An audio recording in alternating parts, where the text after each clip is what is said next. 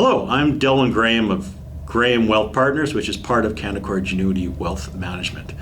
Today I'm going to talk about the blog I just wrote on my website, and it's January, so surprise, surprise, it's an article on my outlook for 2022. As an investment advisor, we have a tendency to write these kind of articles in January. I think it has something to do with the new year, new beginnings, and that sort of thing. And I guess I'm no different.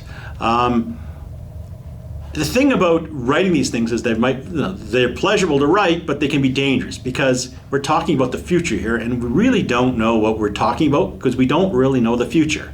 All we can really do is to look in the past and try to find analogies. So in my article, I noticed there's a similar situation this year at this time as there was last year, in the sense we're still dealing with the pandemic. Last year, the pandemic was very severe. It was kind of the height of the pandemic. There was lockdowns at home. The businesses were boarded up. Schools were shut down.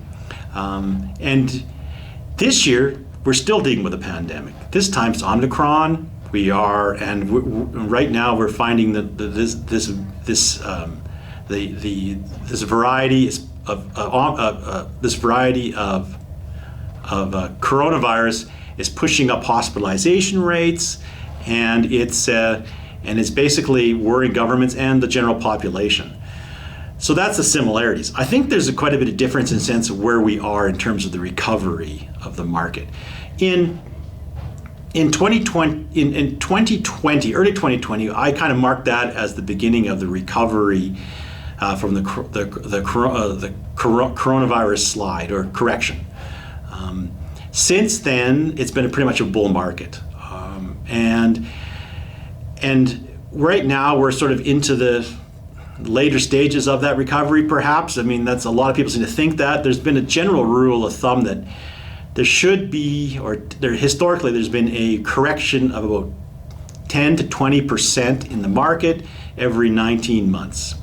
And a lot of pundits think we're due.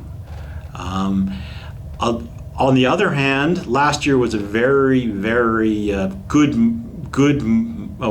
time to be in the Canadian economy or the U.S. economy, because the U.S. economy grew by 5.6%, that's GDP, and the Canadian is similar, 5.6%. So it was very good. It was very good to us, good in the markets as well. There is some concern, though, that we're due for a correction, and two is that all of this growth was based on easy money, based on the government sponsored programs, stimulation, as well as low interest rates. So the worry is that inflation is rising, which it does seem to be rising. In fact, we just heard word that the estimated inflation rate in the United States now is 7% for 2021, which is quite high. And the worry is that the Fed will start increasing interest rates, which will choke off growth. So that being said, there's pessimism in the market too.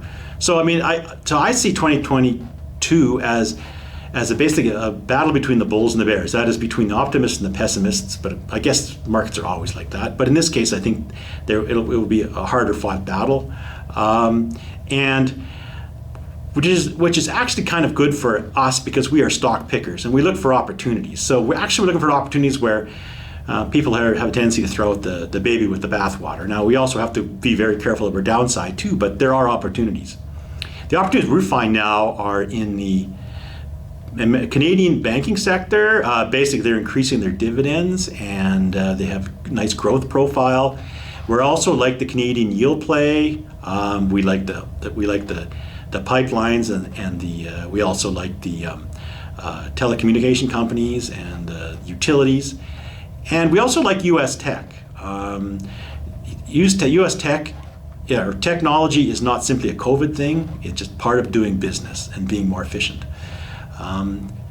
For that matter, for more details, please take a look at my blog at the link below. Also, like and subscribe if you would. And thank you for listening.